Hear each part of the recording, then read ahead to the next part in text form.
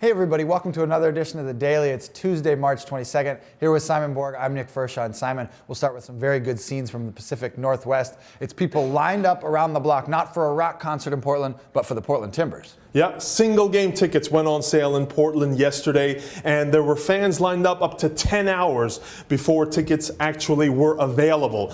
So it goes to show you the passion for the game in Portland, but also that we're entering the golden era of Major League Soccer, in my opinion. If the season opening weekend wasn't enough to prove it to fans, these kind of scenes are. Again, the Timbers opening at home April 14th against the Chicago Fire. Moving on, some bad news for Stuart Holden, the U.S. international and Bolton midfielder, finding out yesterday, Simon. Stuart Holden is out 6 months, potentially missing the Gold Cup. He's already in the hospital. He's already getting this treated. But what is this? We still don't know. It's shrouded in mystery. We don't know if it's ligament, nerve damage, bone damage. We know nothing about this. And the fact that the club is not releasing more information about this, we'll have fans fearing the worst. We're still waiting to find out more. Yeah, again, Stuart Holden underwent successful surgery on his left knee on Monday. But Simon's right.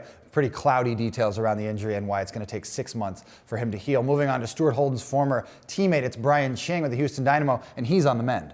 He's on the mend, back to full training, which is good news for Houston. They had issues finishing their chances in their first game against Philadelphia at home. They have a tough match coming up next. Friday night, it's the Fox Soccer match at Seattle.